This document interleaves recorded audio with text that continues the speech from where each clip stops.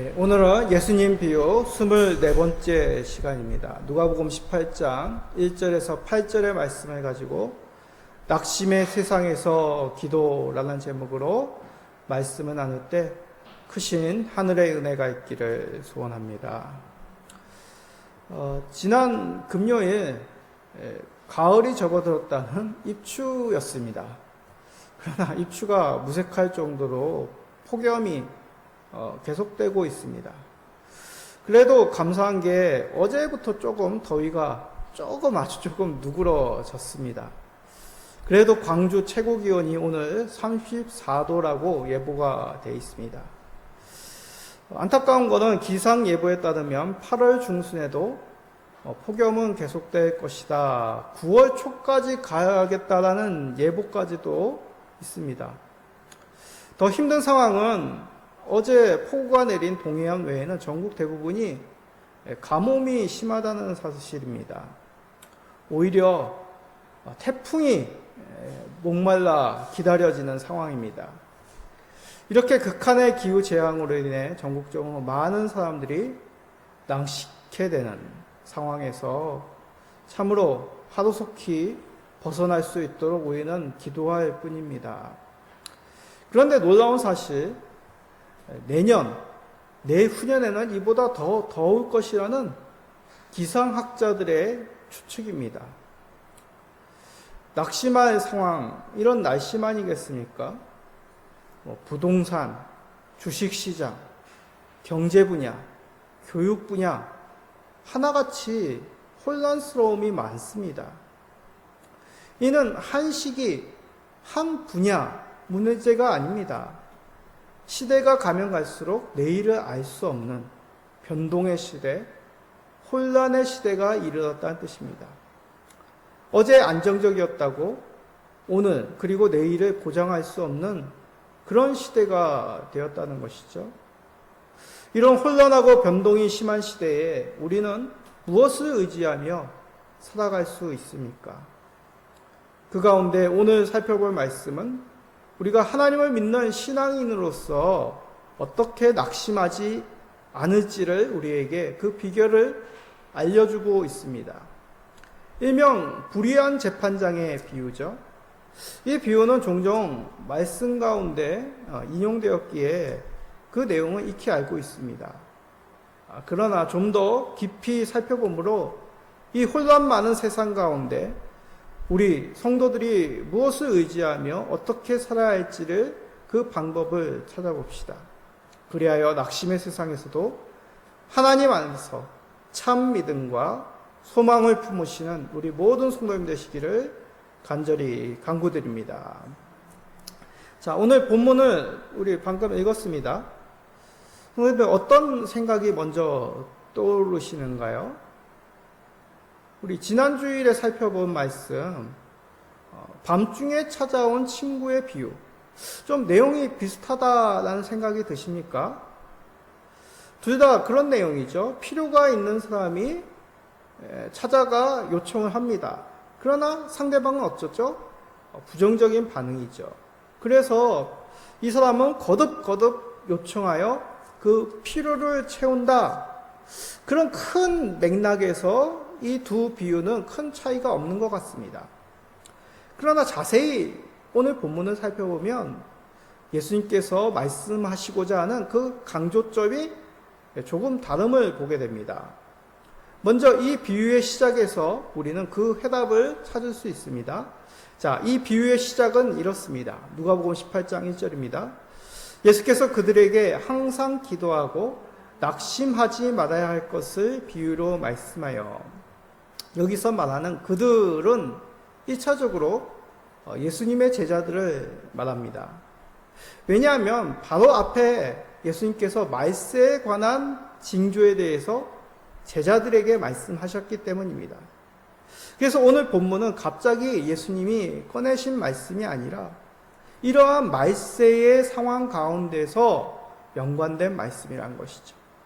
다시 말해 말세에 항상 기도하고 낙심하지 말아야 할 것을 이 비유에서 예수님께서 가르치고 계신 것입니다. 또한 이제 예수님은 며칠 지나면 예루살렘 성에 입성하게 됩니다. 이제 예비한 고난의 길을 가실 거란 얘기죠. 이런 상황에서 예수님은 제자들에게 하고 싶은 말, 바로 항상 기도하고 낙심하지 말아야 할 것을 당부하신 것입니다. 이제 제자들에게 어떤 일들이 놓여져 있기 때문에 예수님께서 낙심하지 말라고 하신 걸까요? 바로 예수님의 고난받으심입니다. 십자가에서 예수님께서 속죄제물로 죽으시겠죠. 부활하시지만 그것도 이 땅 가운데 잠시입니다. 승천하셔서 이제 제자들은 예수님께서 부활하신 구세주임을 그들이 이 세상 가운데 전파할 일들이 놓여져 있습니다. 그러나 세상은 어떻습니까? 호락호락하지 않은 세상이죠. 유대인이나 이방인이나 하나같이 이제 제자들을 박해하고 조롱할 것입니다. 더 나아가 거짓으로 이들을 헐뜯는 그러한 세상일 것입니다. 이러한 상황을 예수님은 아시고 비유에 담아 제자들을 미리 챙기신 것이죠. 그래서 예수님께서 이렇게 제자들에게 비유의 말씀을 하십니다. 자, 누가복음 18장 2절입니다. 이르시되 어떤 도시에 하나님을 두려워하지 않고 사람을 무시하는 한 재판장이 있는데, 자, 불의한 재판장이라고 말하는 이 비유에 등장하는 재판장, 그가 근본적으로 불의할 수밖에 없는 그 근본을 잘 보여주는 말씀입니다. 이 재판장이 어떤 모습 때문에 불의할까요? 하나님을 두려워하지 않습니다. 그리고 사람을 무시합니다. 이것이 바로 이 재판장이 가지고 있는 기질, 그 본질이라는 것이죠. 생각해 보십시오. 사람들이 악행을 저지르는 이유, 그것은 자신을 심판할 심판자가 그들의 눈에, 그들의 마음에 없기 때문입니다. 자기가 가지고 있는 권세, 재력, 그런 힘을 놓치지 않는다면 아무도 자기를 어떻게 할 수 없다는 그러한 교만한 가운데 사람은 그 행위가 방자하게 되는 것이죠. 드라마에서 보면 그렇지 않습니까? 악인, 자기의 뒷배가 힘세고 자기를 지켜줄 것이다. 그것을 의지하는 이 악인은 드라마에서 온갖 악행을 저지릅니다. 나는 그래도 나는 해함을 받지 않을 거야. 나를 어떻게 누구도 건들지 못할 거야. 이런 사람이 다른 사람을 존중하겠습니까? 이 재판장은 큰 사람이든 작은 사람이든 가리지 않고 자기 생각대로, 자기 감정대로, 자기 뜻대로 대합니다. 종종 우리가 살고 있는 사회에서도 이런 사람이 등장합니다. 상식이나 윤리나 법과는 상관없습니다.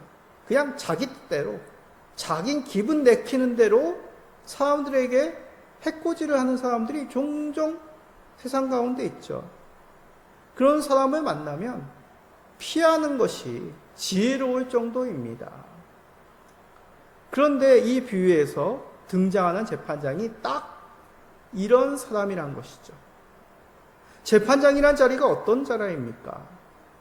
유대 공동체에서 재판장이란 단지 사회적인 법으로 사람들을 재판하는 사람만이 아닙니다. 하나님이 세우신 왕을 대신하여 공의를, 하나님의 공의를 세울 그런 책임을 가진 사람이 유대인 공동체 가운데 세워진 재판장의 역할입니다. 그런데 이 사람이 하나님이 두려워하지 않다니요. 하나님께서 맡겨준 하나님의 사람들을 무시한다니요. 그런 사람이 받은 재판을 할 수 있겠습니까? 이 과부의 한탄을 보십시오. 나의 원한을 풀어달라고 요청합니다. 이것은 개인적 어떤 억울함을 풀어달라는 요청이 그런 의미만이 아닙니다. 이 억울함을 풀어달라, 그 의미는 바로 권리를 주장하다, 정당하게 다루어 달라는 의미가 담겨져 있습니다. 즉 과부의 재판이 공정하게 이루어지지 않고 있다는 뜻이죠. 왜냐하면 과부의 요청이기 때문입니다. 이 당시 유대 문화는 남편이 남자가 법적인 일에 앞에 나섭니다. 그럼 남편이 죽은 과부는 어떻게 될까요? 친척 중에서 남자가 대리하여 법정에서 나서게 됩니다. 그런데 그런 사람도 없다? 대신 나서서 법에 호소할 그런 남자가 집안에 없다면 이 비유에 등장하는 과부와 같이 과부 스스로가 법정에서 나서야 됩니다. 생각해 보십시오. 성경에 왜 고아와 과부를 특별히 돌보라고 말씀하실까요? 그 당시 문화에는 이러한 연약한 자들을 잘 돌보지 않기 때문입니다. 무시하기 때문이죠. 그런 현실의 문제가 있기 때문에 하나님께서는 특별히 하나님 백성들에게 이것을 부탁하시고 당부하신 것입니다. 구체적인 과부의 억울함이 무엇인지는 우리는 알 수 없습니다. 그러나 그 당시의 사회적 모습에서 아무래도 경제적인 모습, 어떤 자신의 보호의 문제로 이 과부는 재판장에 호소한 것입니다. 그러나 이 여인의 어려움에 대해서 아무도 관심을 가지지 않고 나서지 않은 것이죠. 오로지 이 여인에게 있어서 희망은 공정한 재판을 기대할 뿐입니다. 그럼에도 이 재판장은 전혀 관심이 없습니다. 들어주지 않습니다. 힘 없는 여인의 상황, 무엇이 진실인지, 무엇이 이 여인에게 시급한지 전혀 이 재판장의 마음에는 없는 것이죠. 이러한 불의한 재판장의 모습이 바로 제자들이 이제 맞닥뜨릴 낙심될 세상의 모습입니다. 예수님은 앞서 말세의 때를 말씀하시면서 구약시대 중 노아의 시대, 롯의 시대를 말씀하셨습니다. 17장에 보면 나옵니다. 노아의 경고, 롯의 간청에도 그 당시의 사람들 아무도 관심을 가지지 않습니다. 그저 먹고 마시고 사고 팔고 집을 지었다고 합니다. 엄주하신 하나님의 심판이 임하는데 그들 가운데 하나님을 믿는 자들을 부르고 구원의 길로 안내하고자 하는데 세상은 전혀 관심이 없고 반응이 없는 것이죠. 오히려 냉랭함과 조롱과 박해만이 있습니다. 제자들에게만 이런 세상이 놓여져 있겠습니까? 말세를 살아가고 있는 우리들에게도 이러한 낙심될 세상입니다. 아무리 생명구원에 대해서 참 평강의 길이 어디 있는지를 좋은 것들을 전하고자 하나 세상의 관심은, 주된 관심은 이것에 있지 않습니다. 노아와 롯의 시대와 같이 잘 먹고 잘 살고 어떻게 자기 만족을 이룰 것인지가 세상 가운데 최고의 가치요 관심사이죠. 그러기에 우리는 세상의 조롱과 박해에도 낙심하지 말아야 합니다. 왜냐하면 이것이 바로 우리가 세상과 구별되어 하나님의 백성의 길을 가고 있다는 증거이기 때문입니다. 자, 요한 사도를 통하여 우리에게 말씀합니다. 요한일서 3장 13절 우리 다 같이 읽어봅시다. 형제들아, 세상이 너희를 미워하여도 이상히 여기지 말라. 그렇습니다. 왜냐하면 세상은 하나님에 대해서, 영생에 대해서, 우리에게 주신 그 생명의 길 예수 그리스도에 대해서 관심이 없으며 이를 전하는 주의 백성들에 대해서 이상히 여기며 핍박을 하기 때문이죠. 미워합니다. 그 의미는 우리가 바른 진리 가운데 거하며 생명의 이름, 평강의 이름 예수 가운데 있다는 또 다른 증거가 됩니다. 그러기에 세상의 거부가 낙심할 일이 아니라 오히려 우리가 바른 길을 가고 있다는 산 증거로 여기시기 바랍니다. 예수님으로 인해 세상의 거부가 낙심이 아니라 자랑으로 여기시는 성도님 되시기를 간절히 소망합니다. 그러면 우리는 이 낙심의 세상에서 어떻게 이겨내길 수 있을까요? 바른 길, 하나님의 자녀의 길로 굳건히 갈 수 있는 비결, 과연 무엇이 있을까요? 예수님은 제자들에게 낙심의 세상에서 이겨낼 길을 알려주십니다. 바로 인내의 기도의 삶입니다.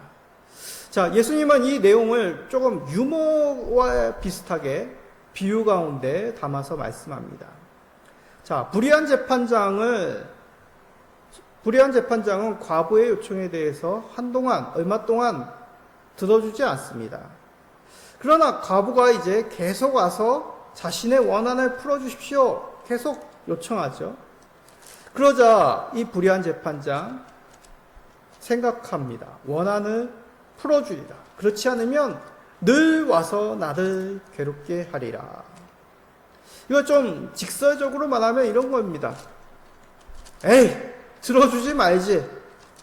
안 그러면 계속 나를 귀찮게 할 거 아니야. 나를 괴롭게 할 거 아니야. 들어주는 게 차라리 낫겠어. 이런 뜻입니다. 여기서 우리는 불의한 재판장이 과부의 요청에 대해서 태도가 달라지는 이유에 대해서 주목해서 살펴야 됩니다. 이 불의한 재판장이 하나님에 대한 두려운 마음이 생겨서가 아닙니다. 사람들에 대한 그 시선을 의식해서 사람들이 나를 어떻게 여길까? 그래서 생각이 바뀐 것이 아닙니다. 여전히 그는 하나님을 두려워하지 않고 사람을 무시합니다. 자, 4절에 보면 이 불의한 재판장이 속으로 자신에 대해서 어떻게 얘기하냐면 내가 하나님을 두려워하지 않고 사람을 무시하나. 이 불의한 재판장이 자기가 그런 사람인지 아주 잘 알고 있습니다. 그 생각, 그 가치관이 변하지 않았습니다. 그런데 그 태도를 바꾼 이유 단 한 가지. 과부의 계속되는 요청 때문입니다. 그런데 과부의 이런 끈질긴 요청은 단지 말로만 계속해서 요청한다는 의미가 아닙니다. 5절에 보면 번거롭게 하다 그리고 괴롭게 하다라는 단어가 나오죠. 이 속에는 모두 때리다, 학대하다, 상처 주다는 의미가 있습니다. 이 단어들이 권투 선수가 상대방 선수를 계속 때려서 쳐가지고 반응을 못하도록 만드는 그런 상태를 담고 있는 단어들입니다. 좀 더 쉽게 말하면 불의한 재판관은 단지 언어적, 심리적 위협을 느낀 것이 아닙니다. 신체적인 위협까지도 이 과부에게 느끼고 있는 것입니다. 자, 이걸 종종 우리의 실생활 속에서, 현실의 모습 속에서 생각해 보십시오. 항의하는 사람, 뉴스에 종종 나오죠. 이 사람들이 막 피켓을 들고 머리에 띠를 띠고 크게 소리를 칩니다. 자신의 그런 원한을 풀어줄 사람이 등장할 때 이 사람들이 기습적으로 막 와! 하고 돌진합니다. 그리고 자신의 의사를 강하게 내려고 막 그 얼굴에 대고 침이 튈 정도로 막 크게 고래 소리를 지르는 것이죠. 그러면 그 주변에 있던 경찰들이나 경호원들이 어떻게 합니까? 이 사람을 막 막아서겠죠. 그런 위협을 이 불의한 재판관이 느끼고 있었다는 것입니다. 하루 이틀이 아닙니다. 집에 나설 때마다, 밥을 먹으러 갈 때마다, 재판장에 나올 때, 들어갈 때마다 건물 밖에서 이 재판장의 이름을 고래고래 소리치며 매일매일 그렇게 항의한다고 생각해 보십시오. 심적으로, 언어적인만이 아니라 육체적으로 피폐해질 정도로 이 재판장은 그 코너에 몰리게 되는 것이죠. 그러자 불의한 재판장 생각합니다. 아니, 이 일을 해결해 준다고 내가 손해나는 것도 아닌데, 내가 뭐 내 돈으로 이 여자를 뭐 어떻게 하는 것도 아닌데, 공정하게 이 여인의 재판을 다루는 게 차라리 이 골치 아픈 상황에서, 이 위협적인 상황에서 벗어나는 것 아니겠어? 그렇게 생각한 게 된 것이죠. 그래서 예수님은 말씀하시고자 하시는 바를 제자들에게 질문의 형식으로 알려주십니다. 자, 누가복음 18장 7절 우리 다 같이 읽어봅시죠. 하물며 하나님께서 그 밤낮 부르짖는 택하신 자들의 원한을 풀어주지 아니하시겠느냐, 그들에게 오래 참으시겠느냐. 여기서 얘기하는 하물며 하나님은 어떻게 하시겠느냐, 하나님은 반드시 그렇게 하지 않겠냐는 뜻이죠. 누구에게 하십니까? 밤낮 부르짖는 택하신 자들의 원한을 풀어주신다고 얘기합니다. 여기서 밤낮 부르짖는다는 뜻은 단지 횟수의 문제, 어떤 목소리의 크기를 말하는 것이 아닙니다. 기도자의 인내함과 간절함을 뜻하는 것이죠. 성경 가운데 종종 숫자와 크기 등을 말할 때가 있습니다. 예를 들면 7번씩 70번씩 뭐 그런 말씀이 있지 않습니까? 용서를 언제까지 해야 됩니까? 이건 490번을 용서하라는 뜻이 아니라 그만큼 참으로 한이 없을 정도로 늘 그런 의미가 이렇게 표현이 됩니다. 마찬가지입니다. 밤낮 부르짖는 것은 그 기도자가 항상 간절하게 부르짖는 마음으로 그렇게 하나님 앞에 기도를 하라는 의미죠. 우리는 종종 속으로 생각하고 아무런 행동도 하지 않아도 이것은 간절한 모습일 것이다 라고 생각하는 경향이 있습니다. 그런 사실은 아닙니다. 왜냐하면 마음으로 생각하는 것, 마음으로 간절함이 될 수 있지만 우리의 실질적 행동에는 빠져 있습니다. 그러게 전체적인 나의 삶 속에는 실질적인 그 영역에서, 육체적인 영역에서 누락된 것이죠. 그렇지 않습니까? 정말 원한다면 굳이 하라고 해도, 하라고 하지 말라도 찾아보고 이리저리 행동합니다. 철없던 시절 한번 생각해 보십시오. 부모님에게 시위 아닌 시위를 해보신 경험이 있지 않습니까?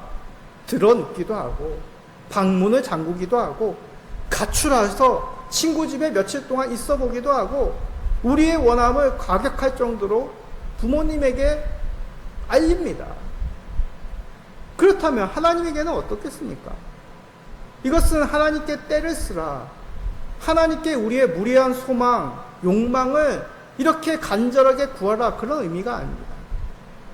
말세의 시대를 살아가며 우리가 당하는 문제, 믿음을 지키다가 당하는 이 핍박을 위해서 우리는 얼마나 하나님께 인내하며 간절히 부르짖고 있는지 우리의 마음의 중심, 우리의 기도의 태도를 말씀하고 있는 것이죠.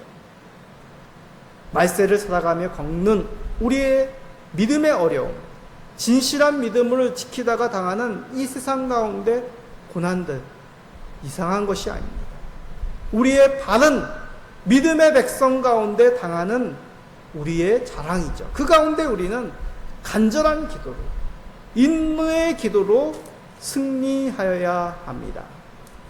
인내의 기도로 이 말세에 낙심되는 세상에서 승리하시는, 그 승리의 비결을 움켜잡으시는 우리 성도님들 되시기를 간절히 소망합니다. 자, 그런데 여기서 설교가 끝나면 이상한 설교가 됩니다. 인내의 기도는 말세에서 승리하는 방법이구나, 마치 인내의 기도가 그 자체에 능력이 있다는 것으로 오해할 여지가 있습니다. 이 인내의 기도가 효력이 있기 위해서는 기도의 대상, 기도를 받으시는 분이 누구시는지 그 내용이 핵심입니다. 인내의 기도가 응답받기 위해서 우리가 가져야 할 가장 중요한 바탕, 그 중심, 반드시 응답하시는 주 하나님에 대한 믿음입니다. 자, 누가복음 18장 8절, 우리 마지막 장이죠. 한번 읽어봅시다. 내가 너희에게 이르노니 속히 그 원한을 풀어주시리라. 그러나 인자가 올 때에 세상에서 믿음을 보겠느냐 하시니라. 예수님께서 속히 원한을 풀어주신다고 합니다. 여기서 속히라는 말은 이중적인 의미가 있습니다. 빠른 시간이라는 뜻도 있지만 오래되진 않은 시간 안에 반드시라는 그런 의미도 있습니다. 이는 우리가 가져야 할 말세에 대한 기다림에 대한 이해입니다. 예수님이 언제 재림하실까? 속히, 곧이라고 성경은 말씀하죠. 그런데 예수님이 승천하신 후 2000년이 지났습니다. 이런 질문을 성도라면 한 번쯤은 가졌을 것이죠. 왜 예수님이 속히 곧 오신다고 하셨는데 왜 다시 이 땅 가운데 재림하지 않을까? 왜 더디 오실까? 이것에 대한 여러 가지 설명은 할 수 있습니다. 아직 하나님의 때가 이르지 않았기에, 하나님의 시간은 1000년이 하루 같고 하루가 1000년 같기 때문에 구원의 문을 조금이라도 더 여시고 구원을 하시는, 구원의 손을 베푸신 하나님의 인자한 마음이시기에 참 믿음과 거짓된 믿음을 구별하시기 위해 등등 여러 가지 것으로 예수님이 더디 오심을 설명할 수 있겠죠. 그런데 이 비유에서는 오래되지 않은 시간에 반드시 응답하시는 그런 의미가 여기서 속히라는 그런 뜻입니다. 말세 반드시 있어야 할 과정, 바로 인내와 간절함의 과정이란 것이죠. 이것으로 낙심의 세상에서 구원의 하나님이 반드시 올 것이라는 그 소망, 대망을 품는 것이란 얘기입니다. 그래서 마지막 예수님은 좀 의아한 선언을 하시죠. 그러나 인자가 올 때에 세상에서 믿음을 보겠느냐. 말세에도 간직할 참 믿음과 인내의 기도와 연관지어서 이 비유를 결론 짓고 계십니다. 무슨 뜻이겠습니까? 참된 믿음의 삶에는 인내의 기도, 간절한 기도가 담겨야 된다는 뜻입니다. 말세를 살아가며 예수님을 대망하는 자에게 있어서 반드시 인내와 간절함이 그 속에 녹아서 우리 예수님께서 이 땅 가운데 우리의 원하는, 우리의 눈물을 닦아주실 분이라는 그 믿음으로 이 낙심의 세상에서 승리하는 자들로, 성도로 살아갈 것을 말씀하는 것이죠. 사랑하는 성도님들, 무엇으로 낙심하셨습니까? 말세의 세상에서 세상보다 예수님을 주로 모셨기에 때로는 외로움으로, 때로는 어려움으로 눈물을 흘리셨습니까? 이 가운데 이 낙심된 악이 가득한 세상에서 우리 주가 언제 오실런지 그 믿음이 혹시 사라져 우리가 낙심하지 않았습니까? 이런 낙심의 세상에서 우리가 승리할 수 있는 길, 인내의 기도, 간절한 기도입니다. 왜냐하면 이 기도에 효력이 있는 것이 아니라 우리의 기도를 들으시고 반드시 우리의 억울함을, 우리의 눈물을 닦아주실 분이 우리 주 예수 그리스도이시기 때문인 것이죠. 반드시 우리 주님 이 땅에 재림하시어서 우리의 눈물을 닦아주실 것입니다. 그때까지 믿음으로, 인내와 간절한 기도로 믿음을 담아 하나님을 대망하시어 승리의 삶을 누리시는 믿음과 참된 진실한 인내를 가지시는 우리 모든 성도님 되시기를 예수 그리스도의 이름으로 축복드립니다. 아멘.